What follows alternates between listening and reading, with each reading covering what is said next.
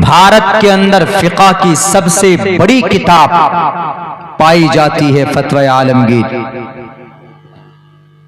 जिस वक्त वो भारत में था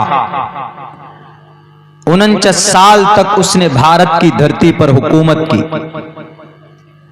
नेपाल, बांग्लादेश, म्यांमार, उधर अफगानिस्तान और उधर श्रीलंका, अफगानिस्तान के बॉर्डर तक, उधर म्यांमार के बॉर्डर तक, पूरे भारत के ऊपर अखंड भारत जिसको बोलते हैं, उस अखंड भारत पर उस शख्स की हुकूमत थी। उस वक्त की जीडीपी पैदावार, देश की पैदावार को जीडीपी बोलते, चाहे वो हाथों से कोई चीज तैयार करते या जमीनी एतबार से कोई चीज पैदा होती, जीडीपी। उस वक्त की जीडीपी तरक्की भारत की 24% थी। जब वो इस देश से गया, इंतकाल हुआ, अंग्रेज आए, अंग्रेज के बाद फिर हुकूमत आई, सरकार बनी, उसके बाद से लेकर आज तक भारत की जीडीपी 24% नहीं हुई है। कांग्रेस के मनमोहन सिंह के जमाने में 12% तक पहुंची थी, अभी सिर्फ 6% की जीडीपी है, 6% की तरक्की अभी। और जब वो शख्स था उसके जमाने में 24% की तरक्की थी। सिर्फ 39 लाख करोड़ रुपए अंग्रेज भारत से लेकर गए थे। इन्हीं पैसों को लूटने के लिए इस देश में अंग्रेज आया था। और इतनी दौलत किसने इकट्ठा की थी, किसने जमा किया था? वो उसी औरंगजेब आलमगीर रहमतुल्लाह अलैह की मेहनत थी। उनकी कब्र पाई जाती है औरंगाबाद के जिला में, खुलदाबाद में उनकी कब्र है। कहा जाता है कि उनको उखाड़ कर फेंक दो, बड़ा जालिम बादशाह था। उसने कई मंदिर तोड़े और कितने हिंदुओं को मारा जिसका अंदाजा नहीं।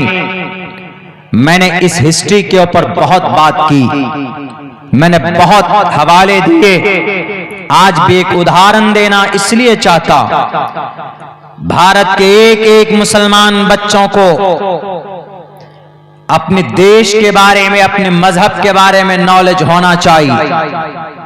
आपको सिर्फ अल्लाह ने मोबाइल चलाने के लिए पैदा नहीं किया। 5 टन का दरवाजा हजरत अली जब उठाकर फेंक सकते हैं, तो क्या आप इन जाहिल, इनकी नफरती चिंटुओं के, इनकी गलतफहमी का, इनकी साजिशों का आपको हाथों से नहीं, आपको जुबान से, आपको तालीम के मैदान में कामयाब होकर उनको जवाब देने की जरूरत है। 1971 का एक एमपी डॉक्टर बीएन गुप्ता, उनकी तहकीक है। वो कहता है कि बनारस की एक मंदिर के बारे में यह आरोप लगता है औरंगजेब के ऊपर। काशी विश्वनाथ की मंदिर को तोड़ने वाला औरंगजेब, तारीख कहती है कि यह झूठ है। हिस्ट्री की किसी किताब में दिखा दो, नहीं दिखा सकते, इसलिए कि यह तारीख ही नहीं, बल्कि काशी विश्वनाथ की मूर्ति को, शिव जी की उस मूर्ति को बचाने वाले का नाम औरंगजेब रहमतुल्लाह अलैह। तफसील में नहीं जाऊंगा, वक्त लगेगा, आपके जलसे के इख्तिताम का वक्त है। बस मैं इतना कहता हूं, मेरे कौम के बच्चों, कौम के लोगों, आपको मिटाने के लिए पूरी ताकत एक तरफ खड़ी हुई। सिर्फ भारत में नहीं, पूरी दुनिया में। अमेरिका चाहता है कि मुसलमान खत्म हो जाए, इसराइल चाहता है कि कुरान करीम के मैसेज को इस जमीन से उठाकर इसको दफन कर दिया जाए।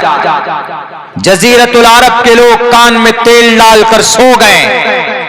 तैयब उर्दगान मुंह में दही जमा कर बैठा हुआ।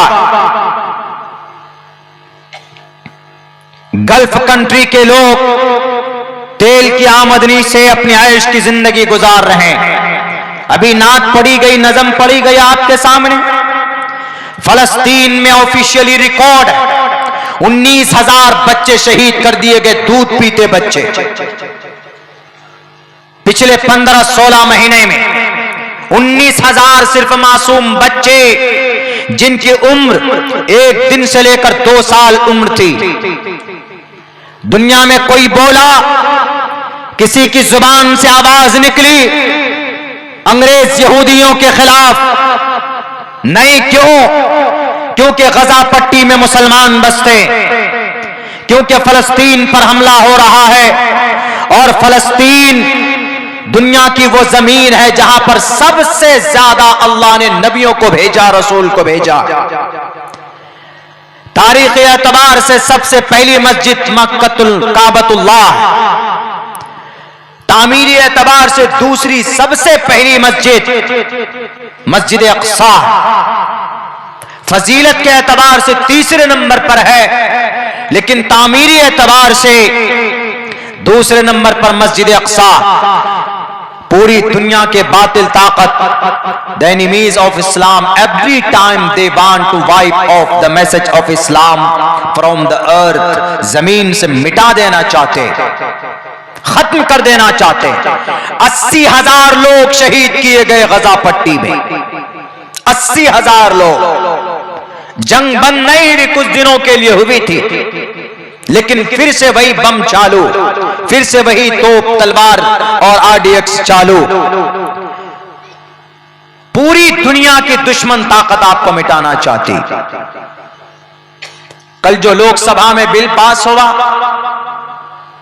हमने जिनको टोकरी भर भर कर वोट दिया, सिर्फ 33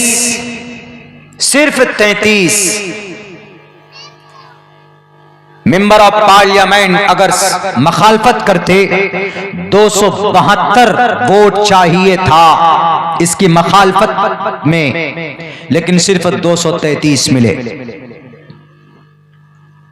233 ने मखालफत की, 30-35 और होते तो ये बिल नहीं पास होता। लेकिन बिल लोकसभा में पास हो चुका है, राज्यसभा में बहस जारी है, वहां पर भी पास होगा। राज्यसभा में 119 वोट चाहिए, भारतीय जनता पार्टी के पास 125 वोट है, जबकि अपोजिशन के पास 104 है। सिर्फ 15 वोट की जरूरत थी, 15 राज्यसभा के मेंबर।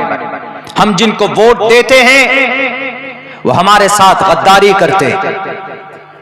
इसीलिए मुसलमानों, अब सिर्फ मस्जिद, मदरसा, मकतब और नॉन पॉलिटिकल ऑर्गेनाइजेशन यानी गैर सियासी तंजीमें, मिल्ली जमातें, इन पर मेहनत की सिर्फ जरूरत नहीं है, सियासत के मैदान में खड़ा होना होगा। क्या पूरे भारत के अंदर 542 मेंबर ऑफ पार्लियामेंट में क्या 30 से 35, 40 से 50 MP मुसलमानों के नहीं बन सकते?